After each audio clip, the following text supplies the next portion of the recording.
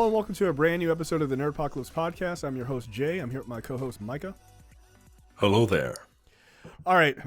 Very disturbing. Yikes. All right. We are back. Slightly different box format. I decided to make some changes. So we are back. We do have plenty to talk about this week, actually. So we're going to jump right into it. Actually, I'll mention that there is a review that I did for Last Night in Soho, which is Edgar Wright's new film. It's kind of a horror thriller film. So check out that review. It's up on the Coming Distractions podcast feed. It's also on our YouTube channel, youtube.com/The Nerdpocalypse. So make sure you do that. Mike and I had a chance. There is a review up. Brad and I did a review, mostly Brad did, of the new Dune movie, but Mike and I have now had a chance to watch it since it's been on home release. So we thought we'd have a conversation about it now. Now this will be a spoiler conversation and just our general thoughts. We both loved it, right? I think we both really enjoyed it. I really enjoyed it. It's not. I wouldn't say like, oh my, I'm not like crazy for it, but I do see some. I do see one glaring issue, and then I can nitpick other things. But Sure. but no, I wasn't hot on this movie in the beginning. I was very skeptical. I wasn't skeptical of whether or not it was going to be good, because I've seen other Denis Villeneuve movies. Right. And the guy's like, you say what you want about him and his, whatever feelings about comic book movies. Like, that dude knows what he's doing. He really does. He knows how to make a movie. And but I was a little skeptical about whether or not I would enjoy it, because I tend to like my science fiction a little more based in like technology, like future shit, like space stuff. You know what I mean? Like that's I like clean sci-fi. You know what I mean? Like, and this isn't it. This is or on the other side, I like it like cyberpunk, right? Like dirty, but like still hyper focused in technology. Right. And that is not this. But look, I really enjoyed it, and I was surprised how much I enjoyed it, and I was surprised that it's long, but it's long, and I felt the length, but I was so impressed with like the craft of the filmmaking that that it was a fun little watch. I think this has the potential to be like the next big sci-fi epic, which sounds weird because like it's Dune, right? Like it's one of the most influential books of all time when it comes to science fiction. But this it has a chance to be pretty popular with the kids. Right. Really. But this incarnation is done so well that I think it has the potential to be like how the Lord of the Rings films are for science fiction. That's fair. So here's how much I thought, how well I thought Dune was. I'm going to go buy the book and read it, because I've never had much of an interest in reading Dune, because one, much like the robots in Transformers movies, I don't like to read. Two, it's very long. But it made me that interested to go back and actually read the story so that I could see the connection between Denis Villeneuve's vision versus the book. That's one part. The other part is it's beautifully shot, which I don't think comes as a surprise of anyone who really knows his work. Like, from a visual standpoint, the dude is a fucking master at this, right? Like he's got it. And that also goes, double for like his cinematographers and things like that. But same cinematographer as the upcoming Batman movie, by the way. Oh, that's interesting. Well, I mean, if you look at the trailer for that, okay.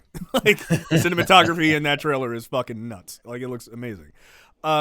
So So I liked it. I liked the story of it. I mean, that's not, Denis Villeneuve's story, but I liked how it was presented. I am a fan of sci-fi, like in almost every incarnation, whether it is like super tech shit, like you were saying, or if it's this sort of future dirty world kind of like shenanigans, or like Star Wars, or like anything in between, right? I'm just a huge fan of it. I loved his follow up to Blade Runner 2049. I thought was phenomenal. Like, it really was quite great. And that was said to be an impossible movie to make, right? It was impossible for people to make a quality Blade Runner sequel. Yeah, well, turns out, you can if you get the right guy to do it. And Dune is often said to be like an unfilmable kind of book. Turns out, I mean, not exactly, right? If you give it to the right person. So I thoroughly enjoyed it. I like the acting. I mean, it had a fucking all-star cast. I mean, just great, right? The thing that I don't know if people are picking up on this, and maybe this is just me, right? I'm a very politically minded person. I pay attention to politics. I read a lot of politics. And I cannot help but think, like, am I the only one? Do you know what I'm going to say? Because, like, about two colonizers coming to a foreign land to take their oil. I mean, spice. No.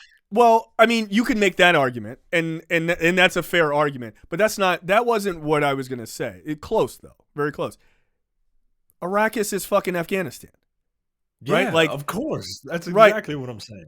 Right. Like, I mean, just the difference is it was more like spice, opium, not so much oil there. But like, I don't know if people notice that, right? Like, even their language sounds Middle Eastern. Like, it does. Like, the Fremen's language even sounds Middle Eastern in origin, right? I say oil because they need the spice for intergalactic travel. Oh, like, quite literally. Yes, that's very true. Right.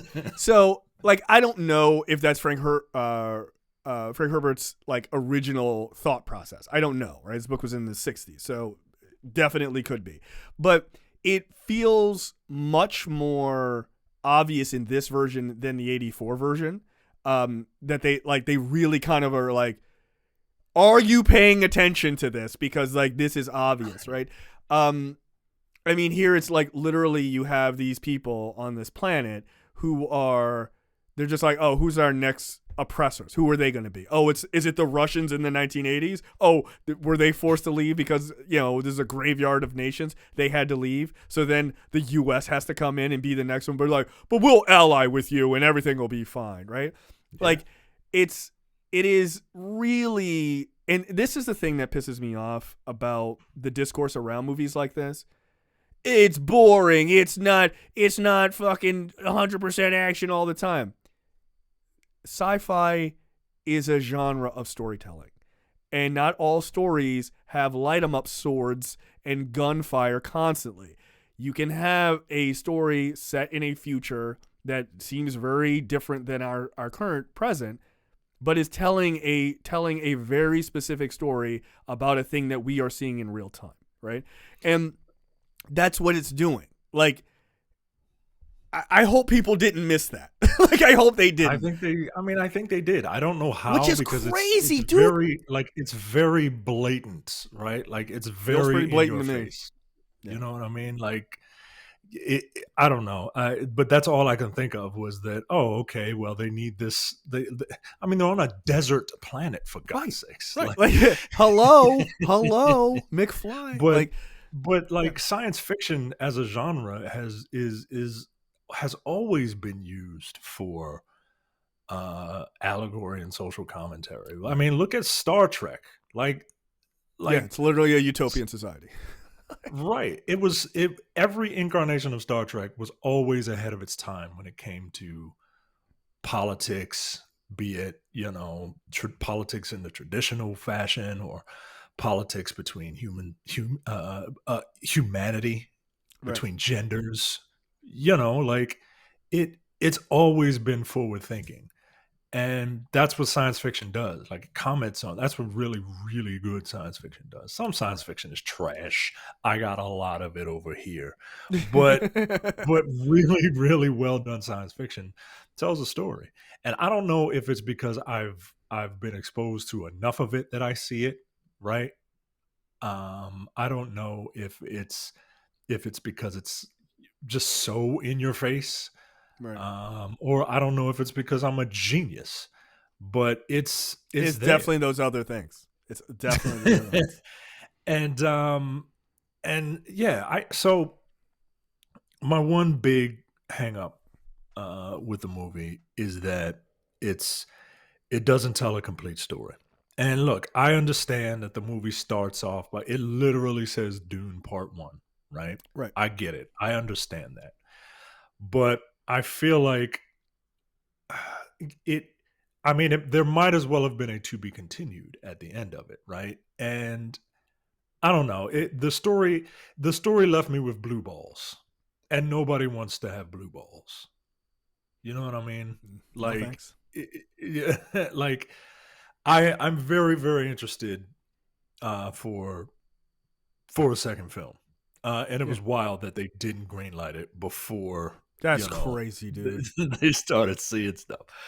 We'll see how it does. What? Can you imagine if it was like it did okay? By the way, it's a pandemic, right? Like, they're like I didn't do enough. We're not gonna do the second movie. Yo, what the fuck? What are you doing? The cast is amazing. What do Jason you think of Momoa Timothy? needs to wear a beard. Yeah, like Jason Momoa needs to keep a beard no matter what. He's got a fat face down here, and he needs to keep a beard. all I can think He of does. every time he was, every time Duncan Idaho. What a name! Like in this future space, space opera.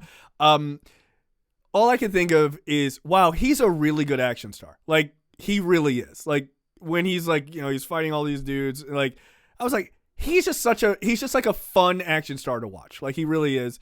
I mean, yeah, beard aside, that guy is like ridiculously handsome, and it bothers me. Like this guy's got like, he seems like a really nice guy. He's handsome. He's got all this money. He's married to Lisa Bonet. Yeah, fuck this guy. This g's the worst. Like just the worst. A far cry from his Conan the Barbarian days. Yikes! Was not will you let that man have that one error on his record? Actually, he has quite a few errors, but that's a pretty big one. Ugh, it's not his fault. But Timothy Chalamet was very good in this film. I liked him a lot. Timothy Chalamet has this weird he's got this weird he can be like a teen heartthrob, you know what I mean? But he can do when he comes to work, like he's working. You know what I mean? Yeah. And yeah, he's a good actor. I could have seen him as like a Spider-Man. You know what I mean? Yes, absolutely. I wouldn't have been surprised if he had gotten cast for Spider-Man. It would have made total sense. And he'd be a massive star as well, as he is now. Yeah, I thought the cast was great. Look, since this movie is so predicated on Timothy Chalamet's performance and Rebecca Ferguson's performance as his mom, I thought they were like a really good team on screen at every turn. Look. You and I have discussed this off air. You have some thoughts as to why people maybe are not as keen on this as they probably would be otherwise. I think if folks are really being honest with themselves, like the people that this movie is catering to, I do not put it past people to be so petty as to not even want to give this movie a shot because the director vocally came out and said, I don't really care for comic book movies. I've seen, this is why I don't comment on Facebook. I like getting on Facebook just to see what the discourse is, but I refuse to participate because I would blow my brains out. But I've seen people criticize Martin Scorsese. Well, he's just an old man. He doesn't know. anything about movies nowadays. Shut up. The directors you like grew up watching Martin Scorsese. Ape his style. Yeah, they ate the style. Like, don't do that. Like, don't do that. He makes all he does is white men gangster movies. Yeah, like they're some of the greatest movies. You know what? All right, you never seen Goodfellas? That's cool. Good night. like all right, let's all pretend like those movies aren't great. Just sure, it's fine. No, you don't fuck with Casino? All right, got it. You know, because while I do think Christopher Nolan has an air of pretension around him, the guy knows what he's doing. He does. I don't necessarily get that vibe from Denis Villeneuve, but I feel like people are thinking that because, one, he said, I don't really care for comic book movies, and I'm not going to put post-credit scenes in my movies because I want all my movie to be right there. I don't need anything tacked on, right? Like, I get it. I want my movies to be seen in theaters. That doesn't make him pretentious, It doesn't. No. Also, by the way, when I was watching this, I was like, wow, I'd really like to see Dune in theaters. That's what I was thinking to myself, because I actually would have. I watched it on a television, but I didn't even watch it on my projector. I would have loved to actually have seen this in theaters. This is beautiful. Yeah. It's really, really well shot. Look, I enjoyed this movie. I don't think this movie was 8 minutes standing ovation good, right? Are any movies? Any movies? Right. No, that's just obnoxious. Come on, right? I don't like that stuff about filmmaking, but yeah, man, I think maybe it's because I was surprised how much I enjoyed this movie. I was surprised how easily I was able to follow this story and look, simple stories are the best ones. Yep. And stories based around character, right? I was looking at a review of someone, or a review of the movie from someone whose opinion I respect, and he said that Christopher Nolan tends to make films for Christopher Nolan, and Denis Villeneuve tends to make movies for audiences. And that feels correct, actually. Yeah, because that's the whole air of pretension that Christopher Nolan has with his films, right? If you don't get it, you don't get it. Right. And with Denis Villeneuve movies, it seems like he's walking that line of artistic cred that Christopher Nolan has with mass market appeal that that every director deep down strives for. Right. And but he's also making films that are deep, fairly deep cut films, right? These are films that are discussing larger issues. I mean, again, Blade Runner 2049. I mean, the Blade Runner, that universe is discussing this this connection of what it means to be human, right? That is a very deep concept, and he digs further into that. And with this, obviously, there's a ton of things you could talk about. It's allegories to Afghanistan and colonization and all this other stuff. He's taking those major deep topics and he is bringing them to the mainstream, which is kind of amazing because not a lot of people can do that. But yeah, look, to your point about his comments about Marvel, look, check the background, homeboy. Yeah, we love comic books, right? Specifically Marvel shit. So, or DC stuff. I'm not going to sit here and tell you I'm not going to watch Dune. Get out of here. He has a differing opinion? All right, that's on him. It's fine. He might like white wine and I don't. Who cares? It's especially Chardonnay. Who cares? Let's get drunk. Right. It's just old grapes, right? So, to me, I don't understand taking that kind of stuff super personally. It's like you're sitting there defending, I really like the Nike brand versus the Adidas brand. Fuck people who wear Adidas. Why? You're just a cog in the corporate machine, dude. What are you defending? Right. What are you defending? I really like Xbox and hate PlayStation. I really like PlayStation and hate Xbox. I'm so used to seeing that shit now. It's so silly to me. It really is. Why are you so invested in these billion or $1 trillion companies like their product that you're that like morally invested. Look, I love the MCU. I do. I can't wait to rewatch them with my kid, and I think they're largely pretty fantastic. But if somebody's like, I don't like the MCU, I'm not like we can't be friends. What the fuck? Like, come on, that's silly. And again, the trades are also a problem here, right? Because they want to ask people like Denis Villeneuve what his thoughts on it, because they're like, look, you're making this big time movie. Let's go to the tape. Let's see. Let's get some controversy because people need to come read our shit, right? Right. That's what it is. So who cares? It's fucked up, man. Yeah, but who cares? Just go see. If you look, my thing is, if you like movies like the original Blade Runner, like these sort of like hard concept sci-fi movies, you'll probably like Dune. If you're not seeing it because he said something about a Marvel movie that you like, it's kind of lame. It's a bit lame. Yeah. Like it is. It's just a bit lame. Especially if you otherwise would have seen it. Right? Like it's not like Denis Villeneuve was like, you know what I don't like? Black people. And it'd be like, wow, okay, maybe I won't go see his movie. He was like, yeah, I'm not really a fucking fan of those type of movies. It's all right. It's cool. Like, it's not a big deal. It's not a big deal.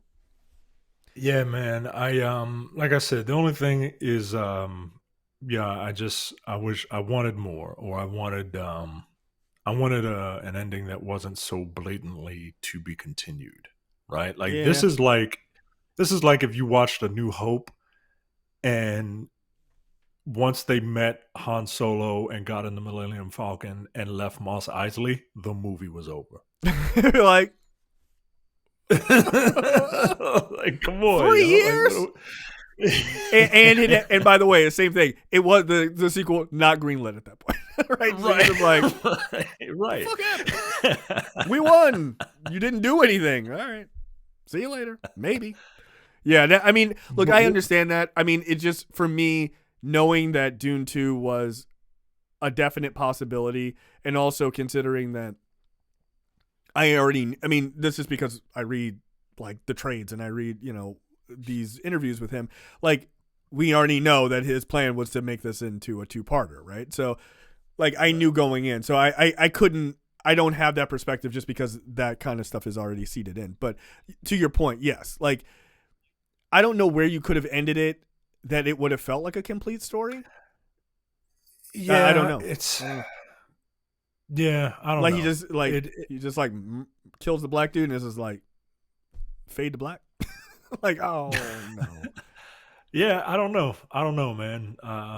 But I'm super jazzed for a part 2 and probably a part 3 if we're being really honest. Like, I mean, there's a lot of Dune books. There's a lot of Dune books. Yeah. I don't think you get a third one. I think he completes that original story and that's it.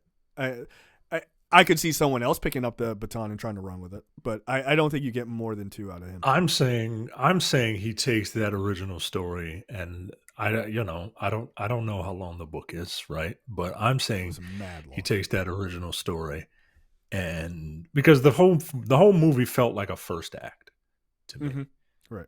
And I feel like he takes that story, and depending on how detailed he wants to get, that the second half or 2/3 of that book are going to be 2 individual movies, not necessarily picking up an additional book and doing another movie. You know what I mean?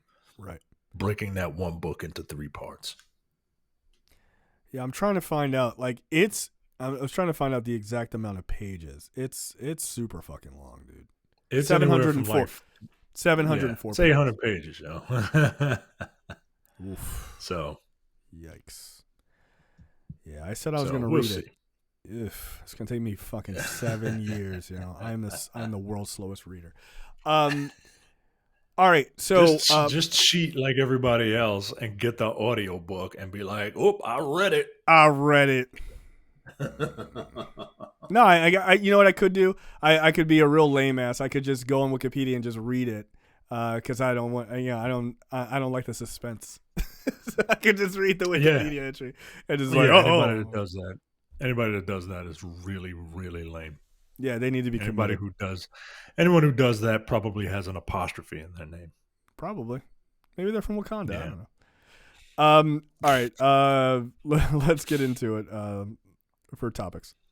And I'm Hayden Christensen. Hayden Christensen is going to be in the Ahsoka series. He's set to return as Anakin Skywalker. And how's that going to work?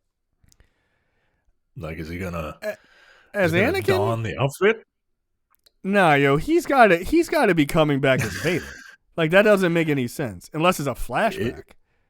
Let's see. Hayden Christensen returned to a galaxy far, far away. Will continue as he is set to reprise his role as Anakin Skywalker in the upcoming Ahsoka series for Disney Plus. Christensen is already slated to return as Anakin in the upcoming Obi-Wan series. It says in a later paragraph, it says, but whether he will return as Anakin or Darth Vader remains to be seen. So, I mean, their last interaction, he's Vader, right? Like, because they fought at one point in the Clone Wars or Rebels, I think it was, that I was informed of yesterday. So, by our resident Star Wars aficionado. So, I can't imagine he'd be Anakin. Like, that seems a little weird, but this is flashback. Yeah, if it's a flashback, that makes sense, right? Here's my thing. This is the biggest moment in this dude's career, okay? And not because he hasn't really gotten a lot of other work, but because he has a chance to prove that it wasn't his fault that his acting was so bad, right? And that it had more to do with the writing of the prequels, which I think had a lot to do with it. By the way, I really do. Yeah. He didn't improv. I hate sand. It's coarse and gets everywhere. And speak like that because he was told to speak like that. Right. He was directed to speak like that and to say those words. Right. No, I think I'm hoping he nails it. I'm really hoping he nails it and really has a great redemption arc as an actor, because then people would be like, I mean, he was kind of a really dope Vader. Like I kind of want people to just go, all right, man, like, you know what? I'm happy to say this was actually really fucking great. And look, so far so good with the Star Wars series. So I'm looking forward to him like really nailing that role in this and in Obi-Wan too. You saw Jumper, didn't you? I did. Well, how was he in that? I honestly, that movie, I will be 100% honest with you. That movie is so bad that no, relax. Don't start these lies. That movie is so bad, I don't remember his acting one way or the other. Like, I just remember how bad the movie was. Like, it was stupid. No sense. That is amusing. All right. Hayden Christensen coming back as Darth Vader or Anakin Skywalker. We'll see. I'm happy for the dude, though. Yeah, I am. I'm also happy about this. The Dune sequel, as we spoke of earlier, has officially been greenlit by Legendary and Warner Brothers Pictures. I think the opening box office weekend was like $40 million, maybe a little more. That's pretty good. Which is pretty good given the climate that we're in. Right.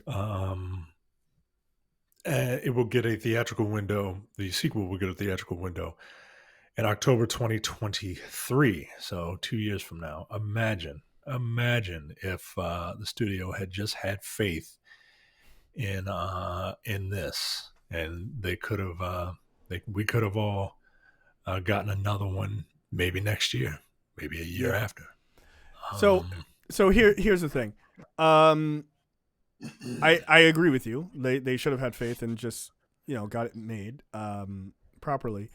But at the same time, I'm kind of okay with it coming out in 2023, because that feels hopefully like a time where theaters are back to their glory, or whatever you want to call it, and we actually have an ability to just go to the theater without any troubles. So hopefully, I don't know if that'll be the case, but I'm hoping that it is. Yeah, I mean, I was I don't mind going to the theater. I'm careful and all that, but I didn't with this. I watched it at home because of convenience. And like you, I kind of wish I had seen it in the theater. But I'm not one of those people that's like, I'm not one of those people that thinks that certain movies need to be seen in theaters. But I'm also one of those people who don't think that you should watch movies on your phone, right? Like if you're watching a movie at home on a television, that's fine. That's why they release them for consumption after the theatrical run, home viewership, so you can watch them at home. But yeah, man, I'm excited about this, and I can't wait to see it. Next up, so according to James Wan, the Trench movie, which was going to be a spinoff of Aquaman, was actually secretly going to be a Black Manta solo film starring everyone's favorite new. Is he the Negro of the moment, or is he still kind of up and coming Negro of the moment? Yahya Abdul-Mateen. I'm gonna make a bet that after this movie, he will officially be. No, I don't know. Ambulance. Though. After Ambulance, is that the movie you're talking about? Hey, look, Michael Bay has done as much for black people as Pat Riley has, so he's gotten plenty of us to the promised land. No, I don't know. I feel like maybe he is. Yeah, I think it's safe to say. I think it's safe to say. Candyman. He's got a big Michael Bay movie. He's a superhero HBO movie. Project. He's been in a big HBO project. What was that? Watchmen. Oh, Watchmen. That's right. Yeah. No, he might be. Yeah, he might be actually. And people are talking about him like, no, this dude is amazing. Like he's a brilliant actor. So no, you know what? I think it is. I think Yahya Abdul-Mateen, the sequel, has reached the point of being, quote, the Negro of the moment. Congratulations. Well, there you go. That's right. He was in Baywatch. I forgot about that. I'll never know. I'm not watching that movie. You watched it because you were trapped in Florida. Yep. Oh, and he's Morpheus. Yeah. Oh, yeah. No, he's a Negro of the moment. 100%. He's in a Matrix movie? Oh, yeah. Come on. Yeah. God damn. Yeah, he's been crushing. He's been crushing it. He has. So, James Wan commented, I think these were from Instagram. Black Manta, played by the talented and badass at Yahya, and his ship/tech, inspired by the aesthetic of the Silver Age and the New 52. Thank you. Comics. Months and months of meticulous detailing were spent on costume and production design. So he's talking about Aquaman Part 2. Now, someone else asks him, will you be doing a Black Manta streaming series? Maybe? And to which James Wan responds, I'll let you in on a secret. The canceled Trench spinoff movie was really going to be a secret Black Manta movie. Look. Why didn't you just lead with that? I think it's a commentary on the bankability of black actors. I mean, I hate to make it about race, but like, you had to secretly make it a Black Manta movie. Like, I don't know what that means. Right. But the fact that he didn't just say, the fact that he felt he couldn't just be like, hey, this is going to be a Black Manta movie, I think is a little bit telling. Yeah, I think so. Am I reaching? No, I don't think that's that much of a reach. I think people largely loved Black Manta in the last Aquaman movie. He was definitely a standout. I think it is. I don't think I've ever been prouder of a comic book costume making it to movies and it being this fucking accurate than this. This looks so fucking good. It's nuts. And it makes it look dope. But no, I don't think you're wrong about sort of the bankability of it, which is so silly because how many times has this been disproven over the last number of years, right? Like like over and over and over again. But this thought process persists.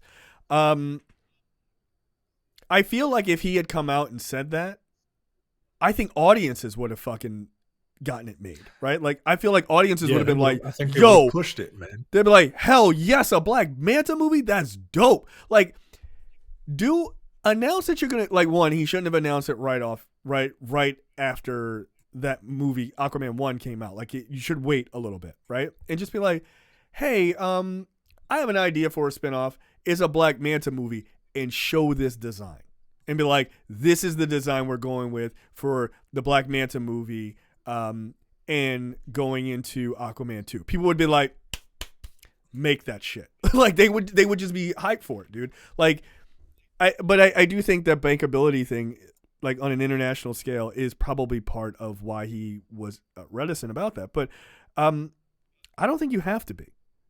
This shit looks awesome. Like, Black Manta taking on the Trench. Yeah, I would have watched the shit out of that movie. Are you kidding me?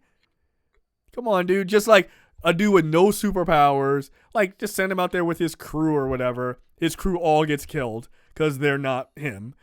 And he's stuck fighting the Trench by himself. Okay. Sounds awesome to me. Like, that would be fucking great. And somehow he blames Aquaman for it. I don't know. But, like, yeah, why not? And he just has to, like, with no abilities, that guy has to just keep fighting to survive. And, like, it just makes him more vicious and a better fighter, you know, like, for the next Aquaman movie. I'd have watched the shit out of it. It looks great. Like a cool, like, low-budget survival type of shit. That would have been awesome. Yeah. And what a missed opportunity. I don't know. It would have. I think it would have. Well, I know it would have worked. It would have worked. Yeah, it would have worked. Absolutely worked. Now, what about this being? Okay, people are talking about this. What about this being a series? Like, would this work as a series? I mean, I think you could, especially if it's like a limited series. You can do like a long form movie style. Yeah, 6 episodes or 8 episodes. Right. I think that could work. But no more than that. I don't know. I kind of prefer the movie, right? Like, sure. We haven't spent enough time with this character, I think, to warrant him just automatically getting a series. Like, everybody liked him in Aquaman, but I don't know if that was a proven commodity when this thing was kind of, you know, in its gestation period. Right. This idea. I think a movie really would have worked, because you don't get movies about villains, and that could have been something that DC could have spearheaded. I mean, you know, technically Suicide Squad, I guess, are movies about villains. And Joker, right? And part of Joker's success is the fact that it's the Joker, and the other part of it is that I hear it's a very good movie. I haven't watched it. It is. But even though people didn't give that movie a chance either, just based on some fucking internet bullshit that just made up. But whatever, like, you see what I'm saying? Yeah. But it's aping old movies like Martin Scorsese's movies. Oh, you mean the ones that you thought were bullshit? That's funny, isn't it? Okay, so now you're defending those Martin Scorsese movies. All right, you niggas are consistent. Like, you're about 5 seconds of consistency. Yeah, like. Hey, Martin Scorsese, why are you aping his movies that I love? Oh, okay, cool, great, that's great. Sure. Fuck off. But yeah, man, I think I would have preferred a movie, because I think that character you can tell a story in like 2 hours with him. I like the Trench idea. I like the idea, like you said, of him going at, like, one commenter in this thread is like, my theory is that the film would have been both a Trench horror film mixed in with a character study of Yaya's Black Manta as he goes through hell searching for a weapon to kill Arthur. That's all the story you need. That's it. That's all the premise you need. Right, because that would just bleed right into Aquaman 2, where then he shows up, he has said weapon, and he's like, yeah, motherfucker, like, you don't know what I went through to get this shit to kill your ass. And he'd be like, right, we do, actually. We saw it. It was awesome. Like, exactly. And just that idea of showing, like, one of the things that we've seen a lot in movies, like one or series, is like specifically I can think of the best example is in Falcon and the Winter Soldier. That scene or series of scenes or montage of Anthony Mackie's Falcon like working his ass off and to earn how to use that shield on his own, right? Him training down in New Orleans by himself, like just doing that shit, like putting in the work. Like this could have been showing Black Manta really putting in the work of being able to stand toe to toe with Aquaman in the next movie, right? Like, yeah, he's got fancy like water guns or whatever in the first movie, but we've never seen him like full on, because like Manta is Black Manta is a dope villain, but most of the time he's fighting Arthur hand to hand with like sword, like knives and shit. Like he doesn't really fight him with guns that often. I mean, I'm sure that's part of his arsenal, but mostly the times you see him like big comic book splash pages is him fighting with like hand weapons. So like show him taking on somebody where you can see this guy really going to work. Like you'd be like, okay, this is where this guy had to ferment these kind of skills. Like that would be kind of dope. But I do think DC could have a whole thing of like, here's some badass villains, man. Like let's dig in to why these villains are so awesome, thus making the heroes that much better. Right, their villains are awesome. Like they have better villains. Yeah, they absolutely have better villains. Lean into that. Like seriously, man, like lean into it. Plus everybody likes seeing a bad. The problem is that like the movie-going public doesn't want bad guys to be bad guys, right? Like they want them to they want them to be the heroes. They want them to be the anti-heroes. And sometimes you just need like a bad guy to be a bad guy. But how do you tell a story where you want to root for that person?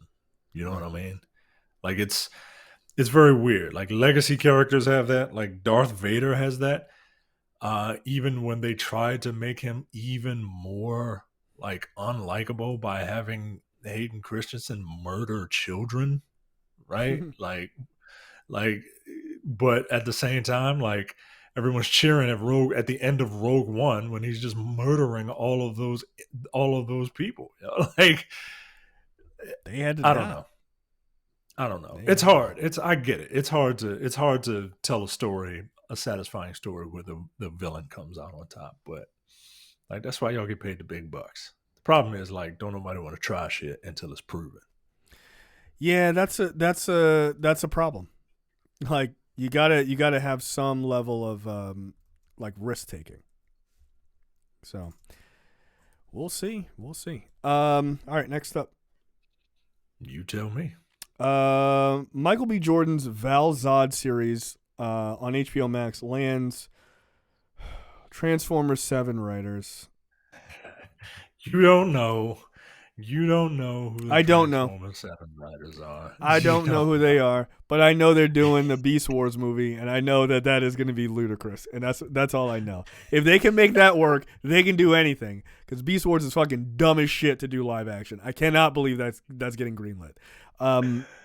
But according to Deadline, reports of the HBO Max series starring Michael B. Jordan was first announced in July, will be called Val-Zod, confirming its focus on the Kryptonian hero. So they will in fact be using these writers. Look,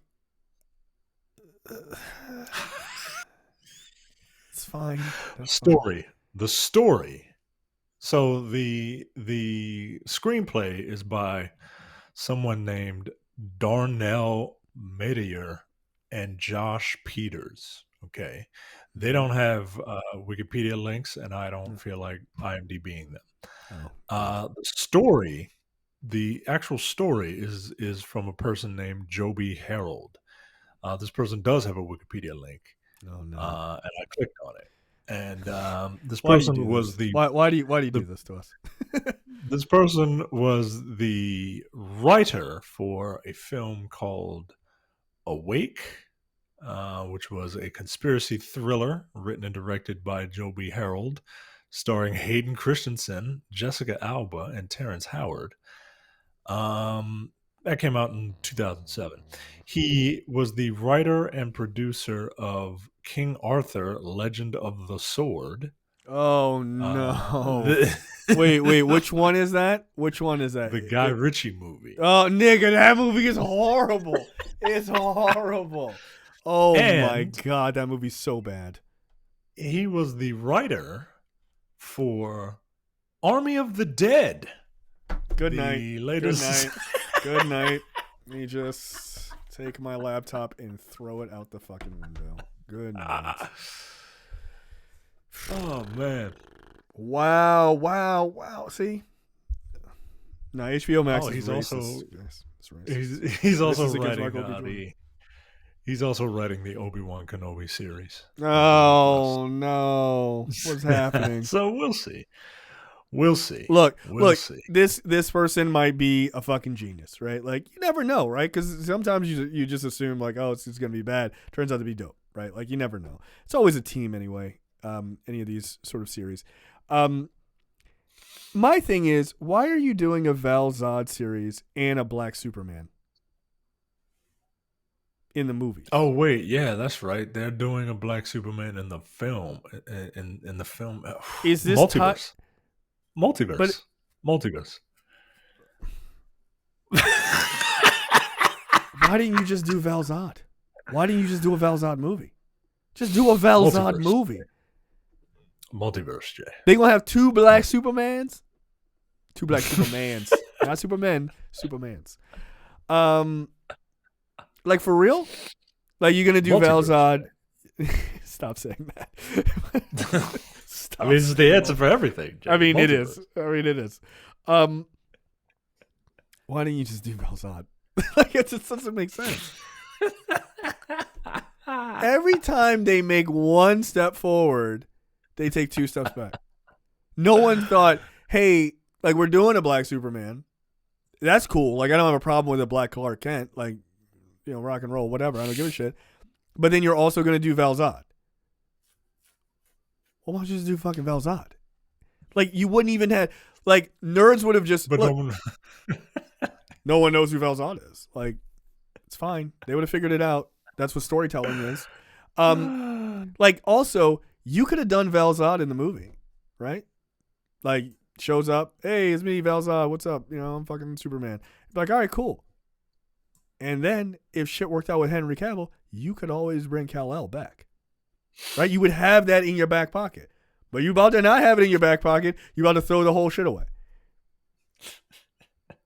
Like we're getting ready to see a Spider-Man movie with likely 3 Spider-Men in it. You don't think people want to see 2 Supermen? Like that'd be kind of dope. Like they meet at one point. That'd be dope, right? You gonna have Val-Zod or Kal-El meet Val-Zod and they're both black now? It seems odd. Not that it's odd to have 2 Black Supermen. It's just odd that you made both of these characters black when one of them is already a black Superman. Like what? Like it's like a whole lot of super. Sure, there's a whole lot of super niggas flying around here. Like, yo, what is going on in this town? Like, shut shit down. Like Lex Luthor's like, I've had enough of this. Like, get out of here. But it's just like it's so odd. Like, hey, why don't we greenlight Val-Zod? Then just make it the fucking movie then. What the fuck? And I love that Michael B. Jordan is like, nah, I don't want to be Black Superman. Nigga, you're Black Superman. Like, yes, you are. You are. And look, yo, they better not, look, I don't know, like, all the history of Val-Zod. Yo, they better not make whatever his love interest is. They better not make it a white woman, yo. Like, they don't do that. Like, don't do that. Why not? Why do you hate, why do you hate salt and pepper love, man? I am so anti interracial marriages, like, or interracial relationships. Me, yes. Yeah, I just cannot imagine like nobody was like in a board meeting was like, excuse me, I have a question. What the fuck are we doing? What are they doing, yo? Like it doesn't make any sense. Like I get it. Maybe you don't want Henry Cavill because you want to move away from the Zack Snyder shit. Well, you're keeping Jason Momoa. You're keeping Ezra Miller. You're keeping Gal Gadot.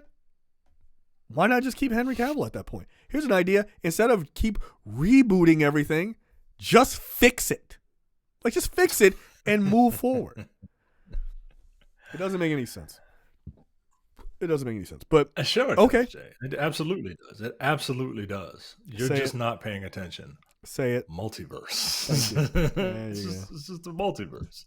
God damn it.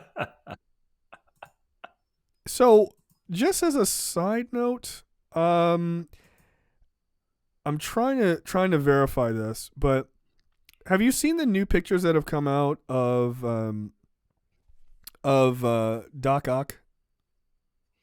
No, I have not. I'm trying my best to. I think I got everything I need out of Spider-Man trailers. I'm really trying my best to not, to not see, like, it's an open secret about what's happening. But I feel like if I don't see it, I'll still be surprised. All right, then I'm not going to mention a thing that I've noticed that somebody pointed out that I would agree. Is it about him looking young? No. Is it about him? The only thing I know about him is that they de-aged him and that the arms are digital.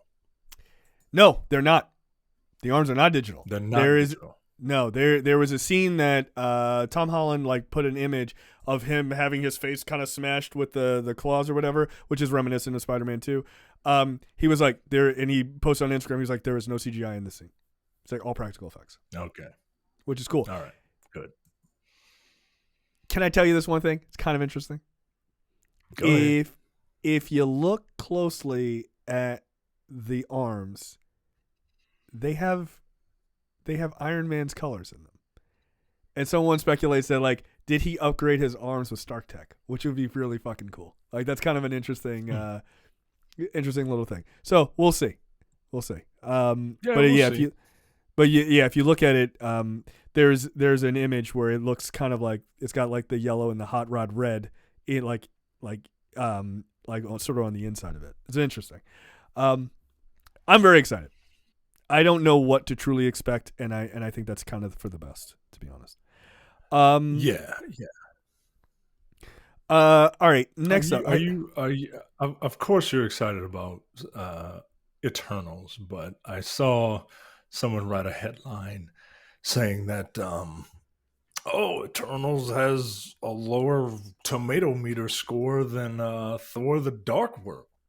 What say you? I think a lot of people gave Thor: The Dark World a way too high of a score because you just really like the MCU. That movie's a piece of shit, and it shouldn't even be rated fresh. That movie's not good, man. It's the worst. At all. It's the worst. People are like, it's not the worst one. Yes, the fuck it is. It is easily the worst. The worst villain that they use, the dude from Doctor Who, completely wasted him. No, dude, that movie fucking stunk. It stunk. Besides there being an Infinity Stone in that movie, there was nothing in that movie that fucking mattered in the MCU. Nothing. Nothing. Zero things happened that matter. The thing that people I think remember is the sort of universe or the world hopping fight at the end, which was not very good, by the way. It was fine, but that movie is a piece of shit. If any movie in the MCU should be rated below fresh, it is 100% that. It should be at a 40%. That's funny. So I don't know anything about Eternals. I haven't seen it yet, but no, get the fuck out of here. No, y'all need to know. I just wanted to shit on Thor: The Dark World. Everyone should. Everyone should. It's awful. It's fucking awful. All right, next up, Zack Snyder's back, everybody, with his Army of the Dead sequel titled Planet of the Dead. Woo! Okay. And it's also going to have a... No, that's Army of Thieves. I was going to mention that. Yeah, the prequel, Army of Thieves, starring, Matthias Schweigelhofer.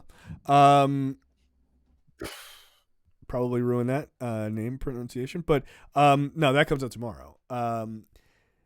But yeah, Army of the Dead sequel, Planet of the Dead. You gonna watch it? I'll watch the Army of Thieves. Depending on how long it is. Is it Zack Snyder? Like, is he doing it? What, Planet of the Dead? Yes. Yeah. No. No, I'm not going to watch it. I you know, I'll watch the other one, but I'm not going to watch this. I got everything I needed from that complete wasted opportunity that was um, Army of the Dead. That movie is And 3 hours long. It's almost 3 and hours long. like Batista's not in it. Um, you know, what am I going to watch the dude from Power turn into a zombie and then just like I don't care. I don't care. And it's zombies, yo. Like the only reason I watched Army of the Dead was because I thought this was going to be a slightly different take on zombies. Like at least not even necessarily a different take, but at least zombies in a different like location than just like Atlanta. You know what I mean? Like Right. like all right, but no, I think it was a wasted opportunity. I think that movie didn't have as much fun as I think it could have or should have. Right. I think it just looked terrible. Like, yo, like Zack Snyder, the one thing that people appreciate about you is your visual style. And that Right. movie looked like dog shit. I mean, it was So- literally out of focus in major parts of it. Right. Like I don't know what happened, yo. We got to stop gassing up these directors, calling them geniuses and shit. You know what I mean? Like, Yeah, I think the word genius is used way too often for people who just make art. It is. Music. Right. It's annoying. Kanye West is not a genius. He's not. He's not a genius. He's not. He's talented. He's not a genius. He's not a genius. I just don't. But no, to answer your question, no, I am not going to. I'm not going to watch Army of the Dead. I will watch the Army of Thieves, though. Yeah, look, I like a will heist see movie. that's- Yeah, I like a heist movie. Snyder only produced that one, so there's a chance that movie is not a piece of shit. So yeah, I'll watch it. It's on Netflix. Whatever. Next up, oh, by the way, he says, talking about Zack Snyder quickly, his movie Rebel Moon, which is his Star Wars ripoff, which I am very interested to see. I can't wait to see what that's like. I'm definitely watching that. Like, I'm not going to even pretend I'm not going to watch Rebel Moon. 100%. He says that movie is basically going to be the opening Kryptonian sequence in Man of Steel on steroids, is what he said. Look, I'm not going to lie. The opening scene on Krypton was fucking dope. Like, it was. It was good. It was. Here's the problem. You still have to write a story. And that's going to be the issue. And that's always been your issue, is that you can't write for shit. If you get a writer who knows what they're doing and you are the visual director, I think you can do well. When you try to also write, no. That's not your thing. It's not your thing. It's okay. It's just not your thing.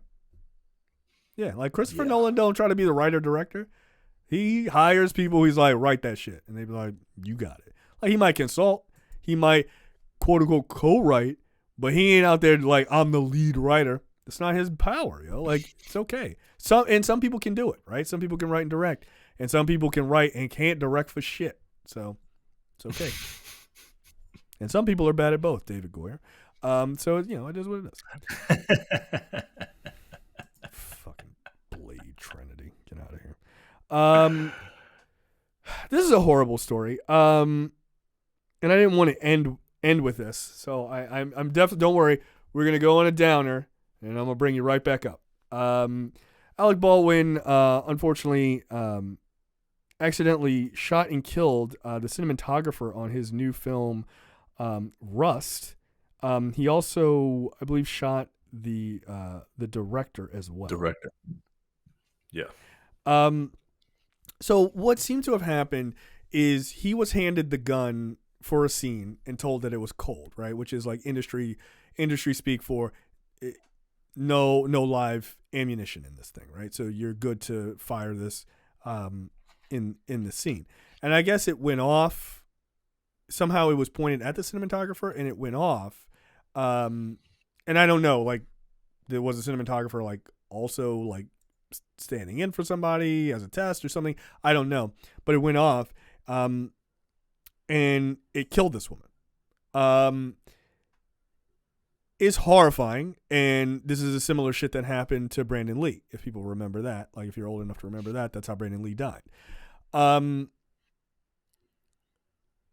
I don't know why there wasn't a weapons master, which is normally a thing on films, like the person who handles all the guns and stuff. And where was that person?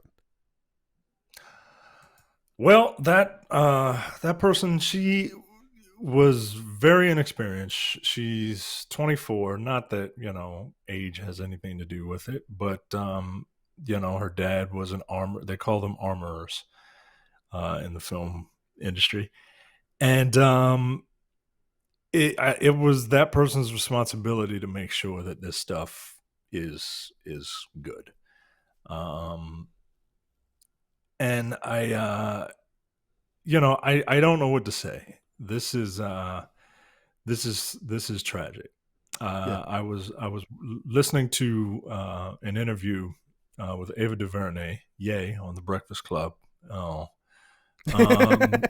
And they talk Up, about down. Yeah, well, they talked about this, and she mentioned that, like, the fact of the matter is that movie sets are some of the safest places to be, because everybody that plays a part in that, their job is on the line, right? Like, it's their livelihood. She equated it to like a small town where she is the mayor, and she delegated like different responsibilities, and and she said that it's one of the safest places you can possibly be. She mentioned Brandon Lee, and when did that happen? In the 90s? Yeah. And you she haven't heard said anything else. She said, think about it. Of all the movies that have been made all around the world for 30 years, this hasn't happened. Right. And she, she wanted, so the fact that this did happen is so horrifying, and grossly negligent. And it's but she said that, it's the armorer's job, it's the director's job. Like, they all have to look at this stuff. And to the point where she said she only had guns in like one or two of her films. One of them was Selma, where they had real guns, and I think that might have been it. And she said that she didn't want to ever do that again because she doesn't know shit about guns, and she didn't feel like she wanted to learn about. And if you don't know anything about guns, you either have to A, trust your armorer, or B, learn about guns, and to make sure that what's going on. And she's repulsed by guns, so she didn't want to learn about them, and she doesn't want to trust, and she don't trust anybody, especially with something like that. So she says she doesn't want like guns on her set and stuff like that. And she's like, you can make a realistic gun out of anything. It doesn't have to be a real live gun. But she said ultimately it boils down to the armorer, the assistant director, and the director. Like, those three people need to be looking at this stuff. And I don't know what happened. Nobody knows what happened, really. My guess is Right. it's a low budget film or a lower budget film, and they were just trying to cut corners.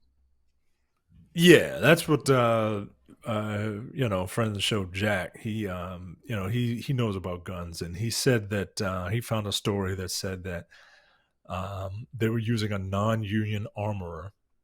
Yeah, I heard that too. Which, a union armorer would come in there with, checks and balances, but you got to pay them more. And it's cheaper to get blanks. It's more expensive to get blanks, like real blanks, than it is to take a bullet and clean it out. And sometimes, you don't get everything out. Sometimes there's gunpowder residue in it. Sometimes there might be something that gets in it. Jesus. And if you don't clean out that bullet, then if there's any gunpowder in it, when it fires, it will shoot a projectile. And yeah, man, it's a tragedy, man. It really is. I hope and pray nothing but the best for that family. But I don't know, man. I don't know. Whoever's responsibility it was, if they need to be taken to task, they need to be held accountable. Yeah, they do. And like this idea, like I saw.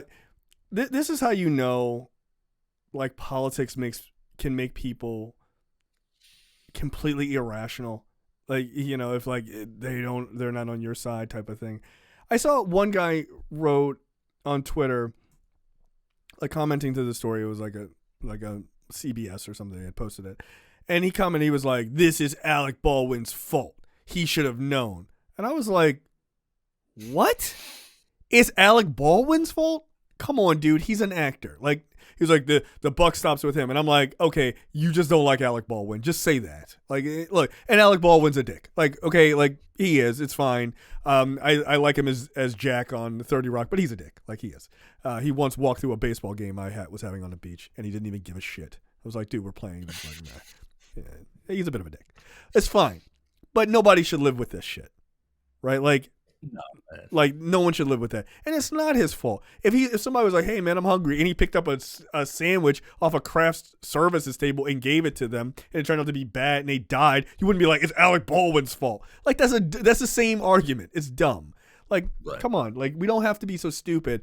Even if you disagree with the guy's political views, even if you think that guy's a complete and utter asshole, like this is a fucking tragedy. It's a tragedy. And also, like we talk about on Look Forward, like Don Jr. is like selling T-shirts that say "Guns don't kill people." Alec Baldwin does. Ha ha ha! It's so funny. Like, dude, a woman died. Yo, somebody died. Somebody like, died. This is why I didn't make fun of like that Ashley Babbitt woman. Like, yeah, I don't agree with that shit, but she died.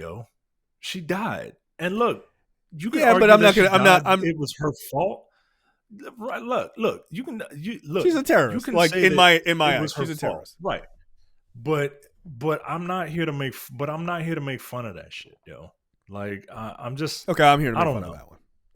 Like I stand very firmly that I don't give it. Like to me, when they shot Osama bin Laden in the head, I was like, that's fine. And also that woman, I'm like, that's also fine. They're both terrorists. Like, I mean, all right. But I look. It's not the same. It's not the same 1-to-1, right? But I understand your point. In it. They're reveling in it. Like, but again, I don't understand reveling in Alec Baldwin shooting this person. Nothing's going to happen to him. Like, do people realize that he's not going to go to jail? Like, no judge in the world is like, yeah, well, fuck that guy. No, like, come on, that's insane.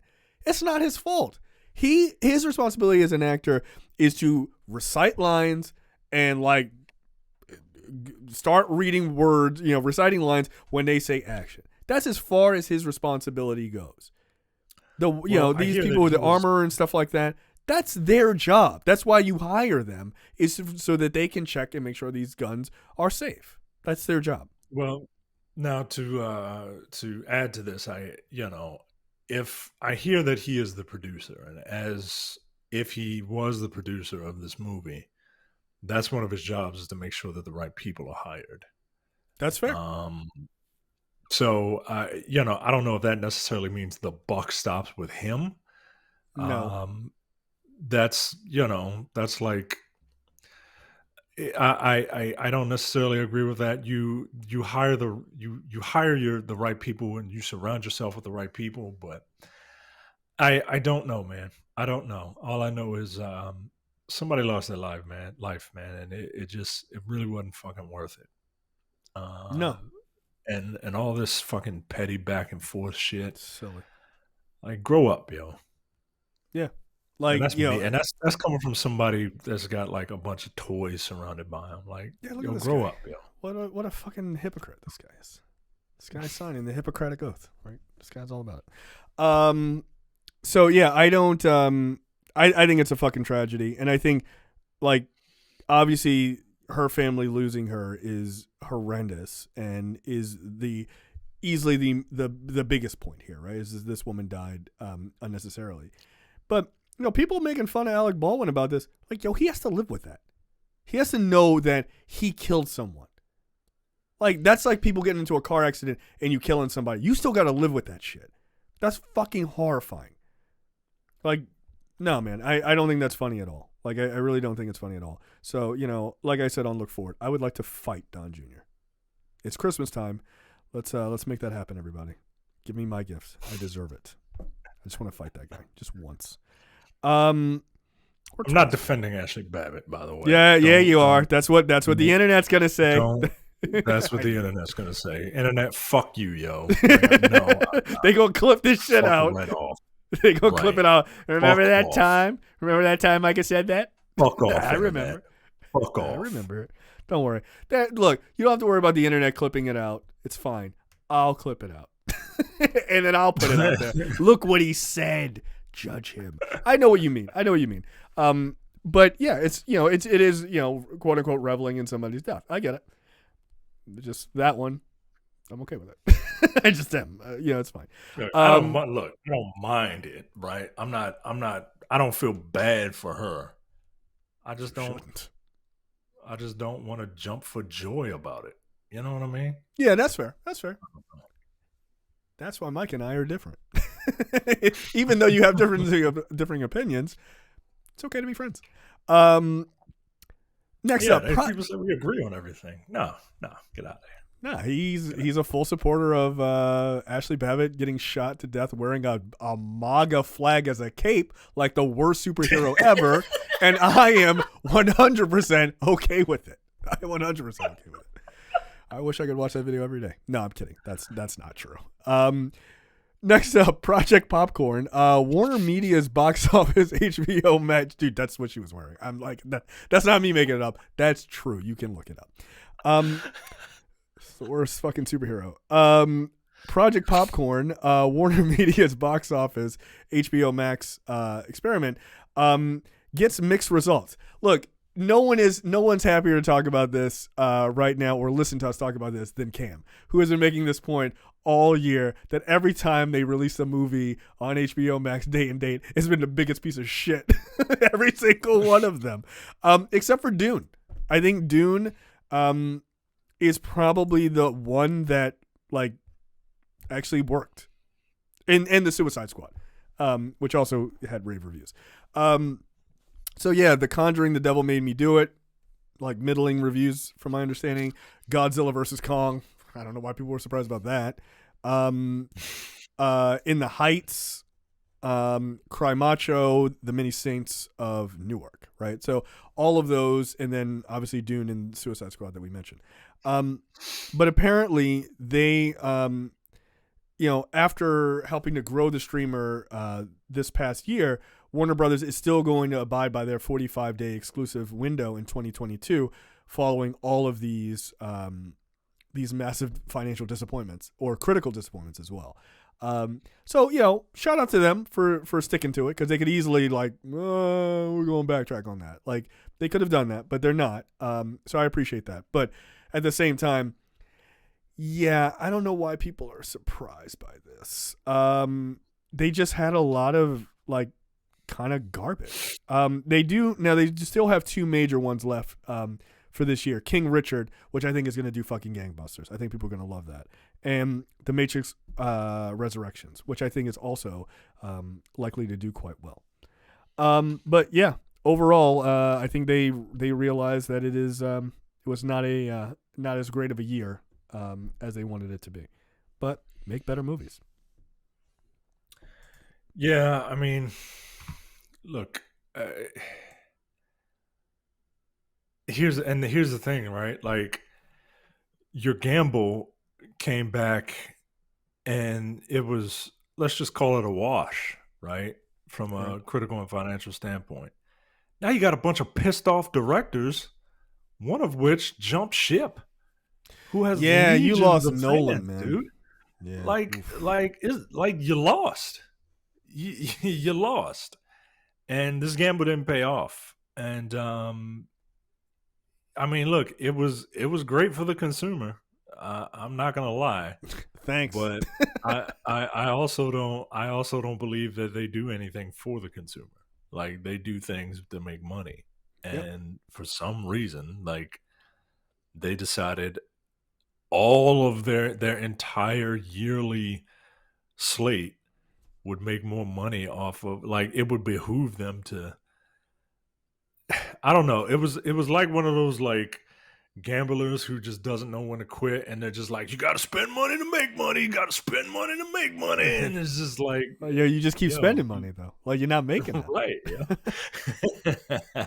Now, in fairness, Q3 of 2020, HBO Max plus HBO global subscribers in Q3 of 2020 was 57 million.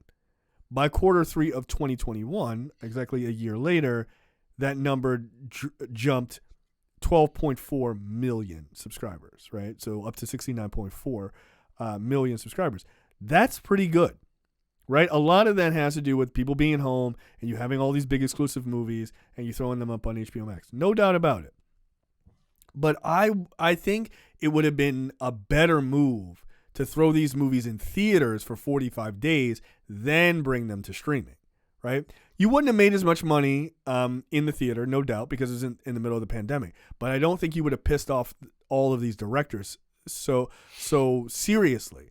Like, Nolan might have still been pissed, because Nolan wants like 5 months alone in the theater. I'm like, all right, nigga, you need to relax. Yeah, that's uncalled. Yeah, that's uncalled for. But I could see a scenario where those other directors are not nearly as upset. So we'll see. But yeah, that's a little rough. Next year's calendar for Warner Brothers is pretty big though. You got the Batman, which is March 4th. That'll be here before you know it. Black Adam, July 29th. The Flash, November 4th. Aquaman, December 16th. Fantastic Beasts, The Secrets of Dumbledore, April 15th.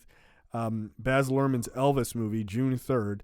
And Salem's Lot, September 9th. They got a lot of big movies coming out. Like, I mean, it's altogether possible that if the pandemic doesn't like really screw people and keep people from the theaters, like the Batman could easily make $1 billion. If people feel safe enough by March, like it could very easily make $1 billion. Black Adam will probably do pretty well, 700 or 800 million. Like if things are like starting to shake out. If not, maybe it makes 400 or 500 million. That's still not bad. And again, these are 45 days before they're on HBO Max. The Flash is the same, right? Aquaman 2, Aquaman 1 made $1 billion. If things are safe, it could go that high. Fantastic Beasts. I don't know what those movies make, but I assume it's plenty. This is the third one. Baz Luhrmann. People like Baz Luhrmann stuff. I'm not a fan, but and people like Elvis, I guess. I'm not a fan of racism, but so there. And then you have Salem's Lot. So I don't know how well that'll do, but they could have a banger year, but at the same time, they really kind of screwed the pooch on this last year, which is wild. Next up, I told Micah not to read ahead. So now, Micah, let me read the title of the story, and then I'm going to allow you to click on it. Logan Roy is the greatest person who never lived, is what I wrote. So you can click on it now.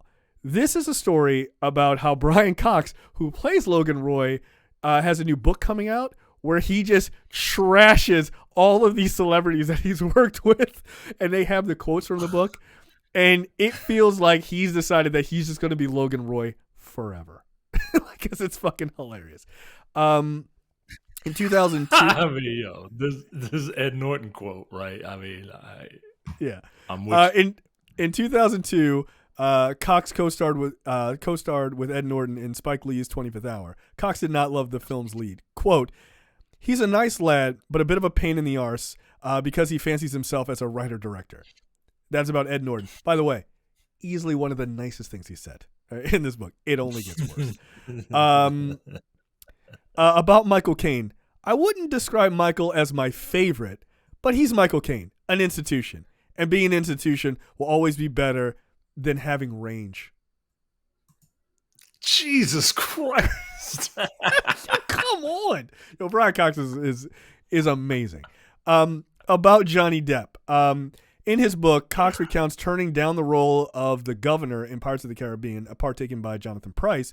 He doesn't regret missing out on the Johnny Depp helmed series. It says, quote, personally, though, I'm sure he is so overblown, so overrated. I mean, Edward Scissorhands, let's face it. If you come on with hands like that and pale, scarred face makeup, you don't have to do anything. And he didn't. And subsequently, he's done even less. Oh, God damn. Christ. On Steven Seagal, this is one of my favorites. On Steven Seagal. In 1996, Cox co-starred with Steven Seagal in the cop thriller The Glimmer Man. Quote, Steven Seagal is as ludicrous in real life as he appears on screen. He radiates a studied serenity as though he's on a higher plane than the rest of us. And while he's certainly on a different plane, no doubt about that, it's probably not a higher one. Yo, God damn. So about David Bowie, who he appeared on a TV series with when he was younger. A skinny kid and not a particularly good actor. He made a better pop star. That much is certain. Like, that's also true. Like, that's also That's I mean, like, that's just, I'm not mad at that. That's just a matter of fact. Right. Damn, yo. How about this one? Quentin Tarantino. Holy shit. Cox has never worked with the auteur. And so here's the quote. Quote, I find his work meretricious. It's all surface. Plot mechanics in place of depth. Style where there should be substance. I walked out of Pulp Fiction. That said, if the phone rang, I'd do it. Whatever. Fuck that guy. Yeah, he's looking for a payday. Okay, he gets it. Yeah. Let's see. I'm trying to think. There is another. About his co-star Keanu Reeves from the movie Chain Reaction that he did. He says, "quote He's a seeker who has actually become rather good over the years." And also Morgan Freeman was in that, and he says, "I'm pleased to say that although he was cold and pissed off and watching bedlam reign around him, Morgan Freeman remained an absolute gentleman, being the very epitome of Morgan Freeman, the Morgan Freeman you would hope to meet." The Morgan Freeman you encounter in your dreams. So there you go. All right, good. I'm glad it's not just him like blasting people. I'm glad it's not just him fucking beasting people. Yeah. I that there are a couple of nice people in Hollywood. He has a quote about Alan Rickman, which I thought was also good.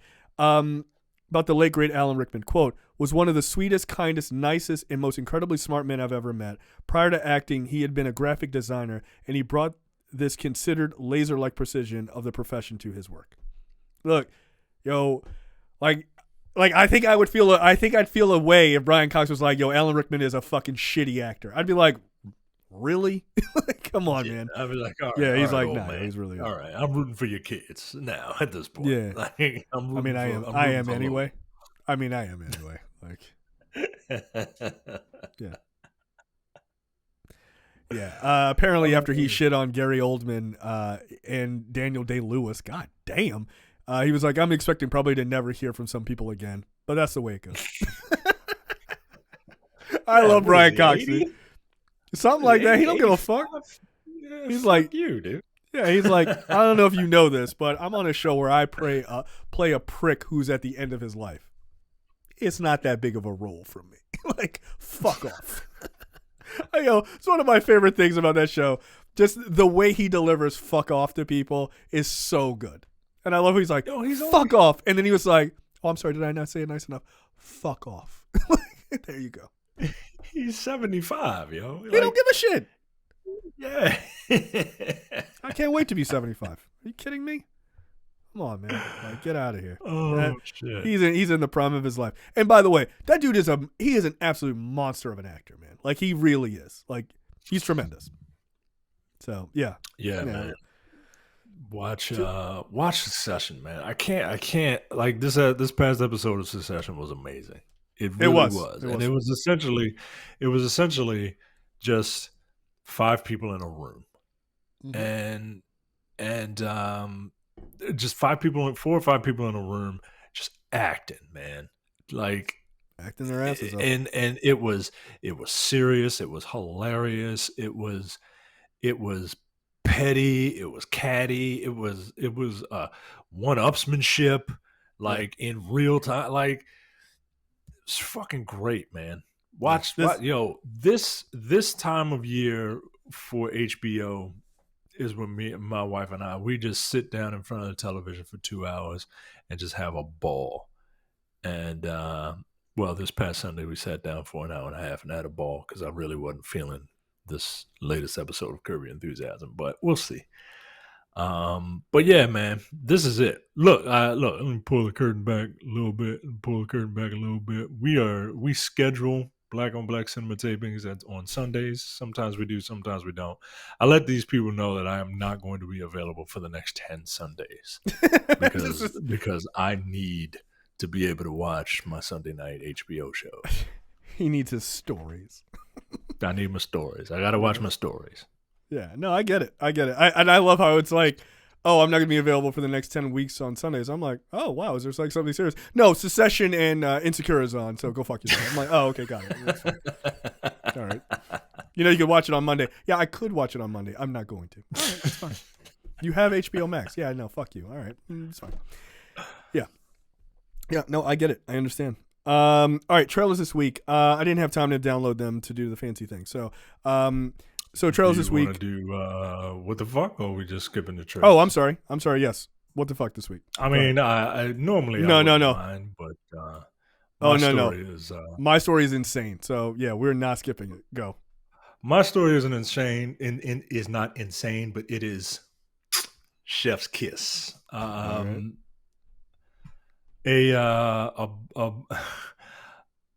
A bloke was left with an enormous bill when his blind date brought 23 members of her family to test his generosity. So I would fail immediately.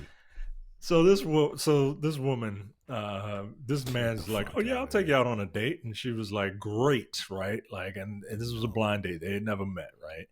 And they both meet at the restaurant, and she comes with a congregation behind her, right? No. However, her rather bizarre tactic well and truly backfired when her date dined and dashed. Oh, my nigga. Yeah. No, that makes sense. Yeah. No, you don't. You don't do it. Yeah. The rather ambitious singleton. The woman was left to foot the bill at $2,300 real money bucks. The couple's restaurant took place in this location, and according to the local newspaper there, it had been this person's mother who has set up the meeting after becoming concerned about his lack of a dating life.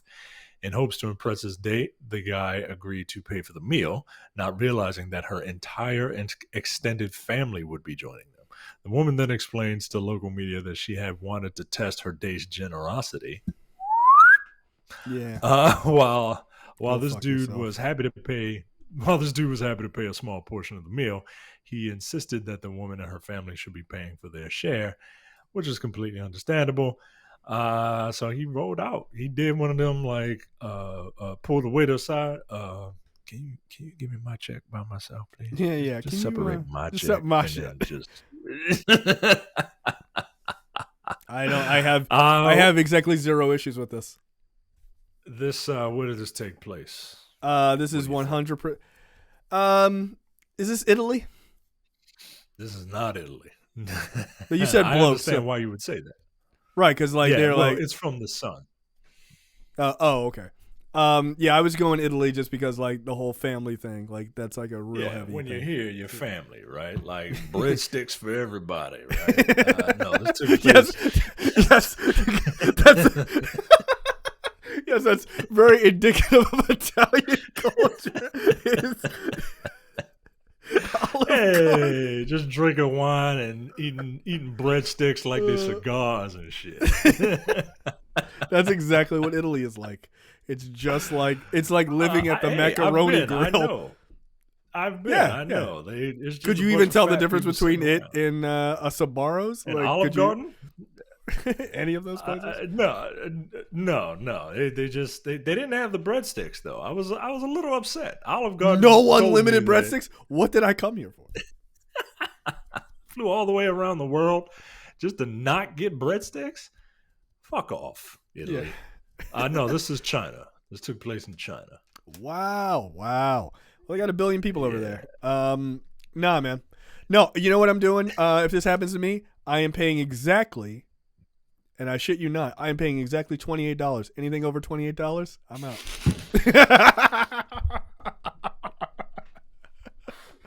An oldie but a goodie. An oldie but a goodie. Yeah. I was not expecting that. That's very funny. Nah, yo, get out of here. You gonna bring like 20 of your cousins? No, yo, knock it off. Knock it off. Test my generosity. That sounds like you trying to test how stupid I am. And if I pay for all those people, yo, I'm an idiot. So my wife need to get the fuck out of there. So my wife used to do something similar. Like she said like back when she used to go to clubs. Like if some guy came up to her and was like trying to like be like a big hotshot type of dude, like, oh, can I buy you a drink? And he seemed like kind of an asshole. She'd be like, yeah, I'm thirsty. But so are all my girls. And she would have them buy all 4 or 5 of her other friends also drinks, right? And look, you don't go to the club and you don't drink. Like a mixed drink is like $12, you know, like. Yeah, I know. I don't pay for them. Yeah, like, no, right? And I was like, you just do that to any dude? She was like, no, just the assholes. And I was like, that's kind of an asshole move. And she was like, oh, I know. They were assholes. So fuck them. I'm like, that's fair. I was like, funny. If I met you and you did that to me, I'd be like, no. I would just walk away. I'd be like, yeah, no. My immediate response would be, I would laugh because I would assume that surely that's a joke because no one could be possibly that serious. And she was like, oh no, they would buy it. I'm like, dudes would do it? And she's like, yeah, they would do it because they're trying to show off. And she was like, yeah, and we take the drinks. And she was like, and I would never give them my phone number. I was like, that's fucked up. She was like, yeah, but the drinks were free. I'm like, you know what? That's why I love you. You're smart. So. She wouldn't even give them the rejection hotline? No. Damn. No. I've gotten the rejection hotline before. Oh, really? Yeah. Oh, I've never gotten that. That's why I don't talk to women. I've never gotten shit again. I've definitely gotten a no, but I've never gotten I've never had a woman put forth the effort to memorize a fake number to give me. That seems extreme. Yeah. Just say no. Yeah. Although I guess from a safety perspective, some women are like, yeah, if I say no, like some dude would be like, I'm trying to fucking hurt you. So yeah, they give your punk ass the why is your number 555? Go fuck yourself. Like that's weird. Like no, that's not a number. We in Baltimore, yo. Like the area codes are 410 and 443. What is this 357 shit? What? Huh? Like, oh, what's your number? Oh, it's 867-5309 EI. No, you can call anytime. What's my name? Oh, it's Jenny. Don't worry about it. I'll pick up. Like, yes, I got it. My story is fucking ridiculous, and this is the old JTD. I see him coming back because the last couple weeks it hasn't been your best. This might be one of your. This is in the magnum opus of like fuckery. Quote: I breastfeed my boyfriend before sex. He finds it arousing, but it's not weird. Excuse me. A mom of 2 who missed nursing her children has started breastfeeding her boyfriend, claiming it gets them in the mood. She met her boyfriend through of course.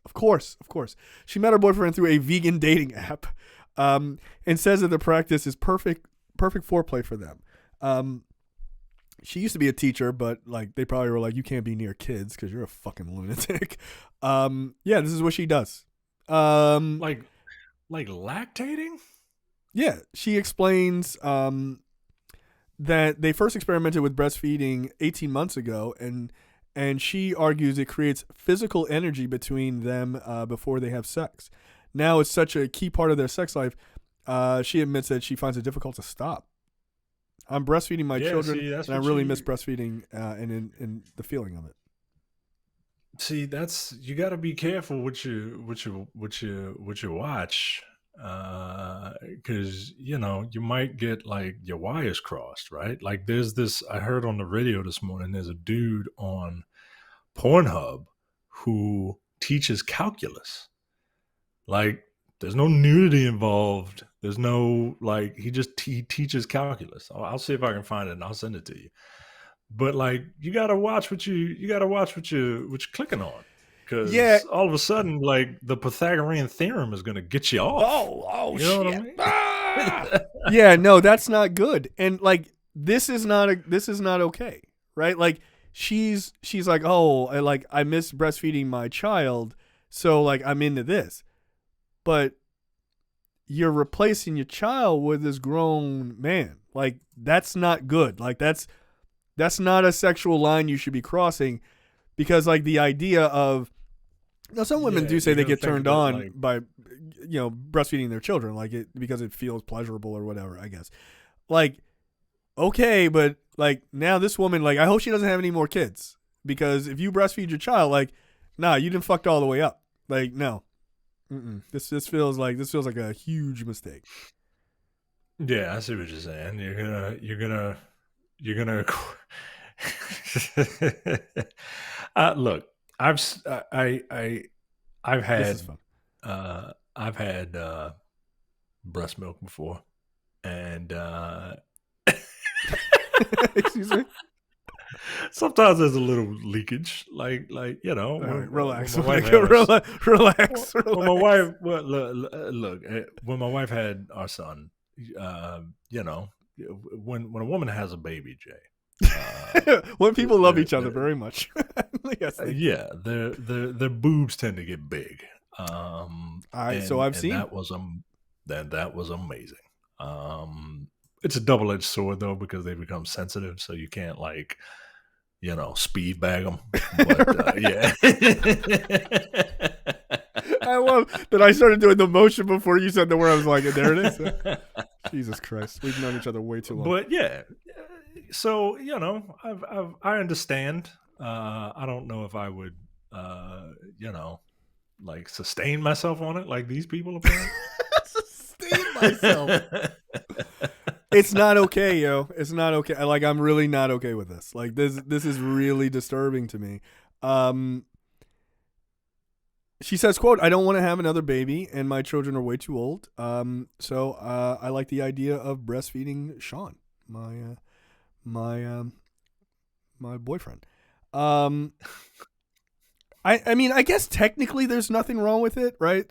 It just feels very wrong to me. I know people would say, you shouldn't kink shame, but I would argue that kink shaming is my kink, so you shouldn't judge me for that. I feel like this is not a good idea. Like anything that is like for children, I don't like the idea of those things being sexualized. Like I just don't. Like it's breastfeeding is like to bring life and to like sustain babies. Like it's very weird to be like, and it's also to get me to nut. It's just really weird to me. I just don't care for that. I don't care for that. I don't care for that. Are you one of those people that are like, I don't want to see you breastfeed in public? Because that's hot, bro. No, of course not. Like, no, I'm not one of those people, because it's a part of like humanity. I don't have a problem with that. I do, however, think like I just like, that's why I don't like Catholic girl outfits on grown women. Isn't that hot? That's not hot, dude. You're just fantasizing about kids. Like that's a creepy shit. Barely legal. Why do you want a woman who's barely legal? I want a woman who's fully legal. Like I don't want any questions like, is she or isn't she? Like, no, I don't. Why are we riding the line on that? What the fuck is wrong with you?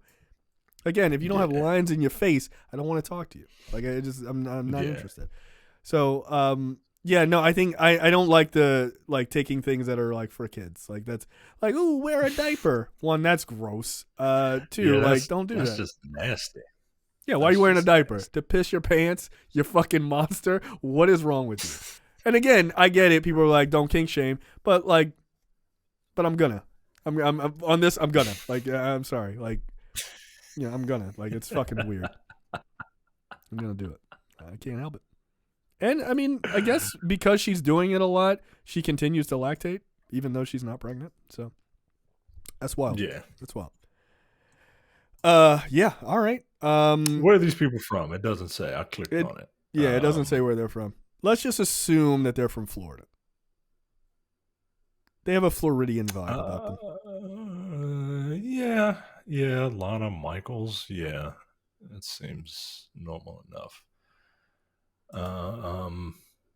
All right, there you go. Bless. No titty milk for Jay. I'm good. Like, I'm okay. Like, I don't. Like, is it as good as half and half? Kinda. It kind of tastes like almond milk. Yeah, almond milk sucks. No, thanks. No, now if you said it was like as good as oat milk, all right, let's just rock and roll. But like almond milk, fucking soy milk and almond milk is just like, it's just like fancy piss as far as I'm concerned. It's awful. It's awful. It's awful. People put that garbage in their coffee. How dare you?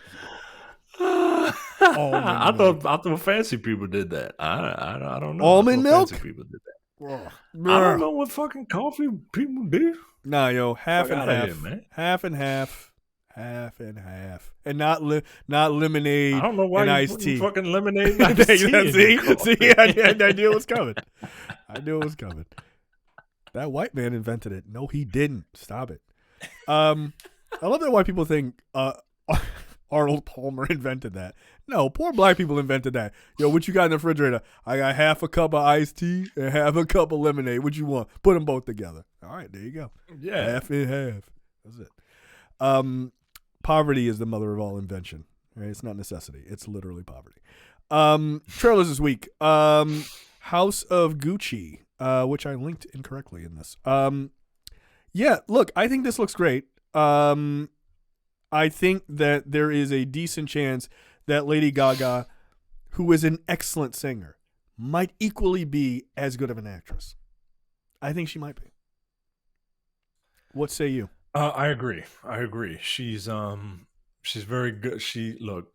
I can't tell you how surprised I was with A Star Is Born. Like that movie. Yo, she was so good in that movie. Jesus. She really was. That movie was just really, really good. And I like Lady Gaga as an actress. I don't mind some of her songs, but I don't own like a Lady Gaga album. Like I couldn't name a Lady Gaga song off the top of my head, but the ones that I've heard, they sound good to me. I don't know. Right. Yeah, this movie, my wife was very excited about this, and I'm like, I had never heard of it, and she showed me the trailer, and then I said, I'm very excited about this as well. I don't know anything about the Gucci family. I don't either.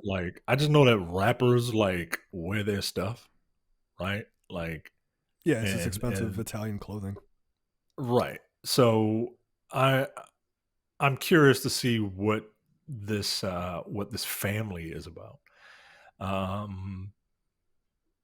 Yeah, it looks very good, and it's got like a killer cast.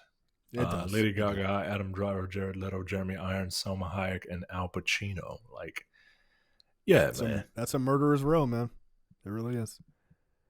Yeah, I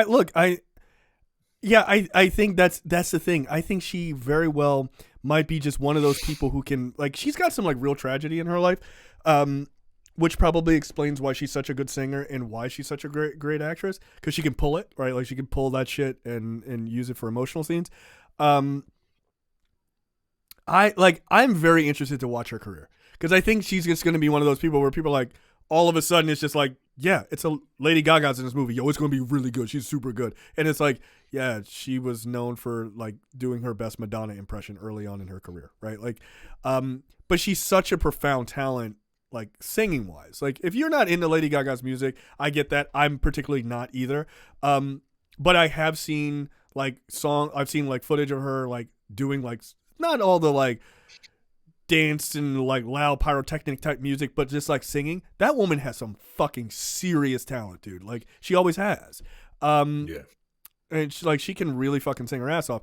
And so to have her be that good at this and then to be this amazing as an actress, like A Star Is Born, she was incredible. Like she really was. So I'm hoping this is just as great. So, next up, the trailer for Lightyear. This is the Buzz Lightyear Pixar movie, which isn't about the toy, but about the man who inspires the creation of the toy in the Toy Story universe. Which doesn't really make sense because like this is in the future, but like whatever. It's like my guess is at the end you find out like this was all a movie, like a movie within a movie kind of thing.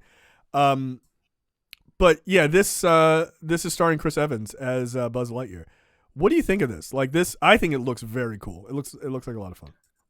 What a great idea to keep this franchise alive without doing another sequel. And it's one of those ideas where it's like, of course you should do this, right? Yeah. Like it just makes so much sense. And I'm into it. I love space shit. Yeah. And I've only seen the 2 of the Toy Story movies. Yep, that's awesome. But you know, those characters are like legendary, man. So I like the idea of seeing the inspiration for Buzz Lightyear. They got a black astronaut, you know, like in cornrows, like she with black features, like she black, but yeah, this looks good. This looks very good. Yeah, I'm definitely here for this. I think it looks fun. I like the idea of Evans doing this role. Like I think that's very cool. Like to keep him in the Disney family, which I think is really smart on their part. And you get the like to infinity and beyond type of shit. Like that's awesome, man. Like you got to say the line, right? Or you got to at least like kind of cue it up. But this looks really fun. I think it's a super smart idea. And if this works, no reason it shouldn't. There's 0 reasons it shouldn't work. If it does work, you're getting a Woody Western movie. Like you can guarantee that. You have to. Like no one's gonna want this and then like not see the other side of that, which is a really fun balls to the wall Western movie starring, you know, some character as Woody. Like, sure, it's fine. Yeah, Buzz Lightyear has the way better catchphrase. You remember what Woody's catchphrase was? I'm a cowboy? Nope. You're gonna see a movie about the character, about the man that inspired Woody, the doll that says, "There's a snake in my boot." That's fine. No, it's not fine. I don't want that guy. I don't want to see that Western of that guy saying there's a snake in my boot. Like, that's a catchphrase. Like, nah. I'm telling you, like, you say that now. They make a trailer like that, like to this quality, people are gonna be like, I guess I'm going to see this fucking Woody Western. I guess that's just what I'm doing. Fuck it. Yeah. All you need is the last moment of the trailer. He looks down, he's like, there's a snake in my boot. And you'd be like, yeah, all right, that's fucking, here's the tickets. God damn it. Fine. But yeah. And I like the idea of Evans as Buzz Lightyear. That's kind of fun. So we'll see. Last but certainly not least, get your YouTube videos ready. Time to make some money off of Rage Culture, you fucking losers. So here's the part 2 of Masters of the Universe Revelations. this is the continuation of the Kevin Smith show. Yeah, it looks like exactly what Mike and I said, because, you know, we actually understand storytelling and we're not rageaholics. It turns out that He-Man is going to come back in this one and be a complete and utter badass, which is what we've wanted, because they were building to that. So you got Skelegod versus Savage He-Man. And you kind of find out that he's like, yeah, the sword was just like a bit of a conduit, but I'm the spark, like, it's me. So I just call the power down whenever the fuck I want, which was kind of dope. So what say you? What if the sword is the thing that keeps him from becoming like fucking Savage He-Man? Right? Like, oh, that's an interesting like perspective. when he calls the power down, like the sword is kind of what keeps it like together. And now that he doesn't have it, he's just like going balls to the wall, like fucking some berserker barrage shit, right? I'd be cool with that. That's a cool story idea. I like that. Yeah, man. Look, people are still going to complain that there's not going to be enough He-Man in it, which, you know, I think this trailer is cut this way so that you see, like, I think it would have been badass to not see that feral He-Man, but Yeah. and just see it in the thing. But I think because of some of the backlash, they cut this trailer to make sure that they add that in it. Right. But make no mistake, yo, like, He-Man is just a part of this world, man. He really is. He's not he's not going to be the main character that you see walking around. And yeah, it's a Teela story. Yo, that's a badass line. You know, He-Man is just like, get into positions, and that and the person with a pitchfork is like, there are no safe positions, and He-Man's like, yes, there is. Behind me. Yo, that's like, fucking badass, man. Yeah, like, all right, I'm all in, yo. Like, it's great. Look, I think this looks fun. I really enjoyed the part one. I was okay with it being a Teela story. I thought it was a unique take. Look, it's okay. Like, are you guys so fucking threatened by women? Is it that bad? But look, I'm okay with it. What I would honestly love, though, is like, I don't know what happens in this story. I mean, there's a lot of like, Teela is gaining some level of power or whatever. I would hope it would be very cool if she becomes She-Ra. Like, that would be awesome. I mean, obviously, I think that changes the mythos. I'm not all up on Masters of the Universe mythos. I think She-Ra is He-Man's long lost sister. Okay. I believe. Don't quote me on that. I know there's an electrician in his truck right now, probably screaming, flipping the fuck out. He just drove it off the road. It's his cousin, you asshole. I expect to get a Facebook message immediately sometime tomorrow. Like, oh, he got there. Like, and like, the following Wikipedia entries you should read. How dare you? But I think it would be kind of a cool twist to have Teela become She-Ra, and then like that's where that's all been building to, and then she fights alongside He-Man at the end. Like, that would be fucking dope. Yeah, I would be cool with that. That seems kind of fun. And you can still do it, but like, yeah, actually, this isn't like who you thought it was. It turns out it actually is your sister. We just kind of kept that from you. Like, I don't know, you can say fucking anything. Who gives a shit, right? But I think it would be fun. But yeah, I think Kevin Smith has done so far a pretty good job. Again, I'm not afraid of women, so it's okay for me to see something that's not about dudes. So yeah, okay, all in. And that's like November 25th or something. Like, that's super. Yeah, super it's coming out in a month. Yeah, so that'll be cool. All right, there you go.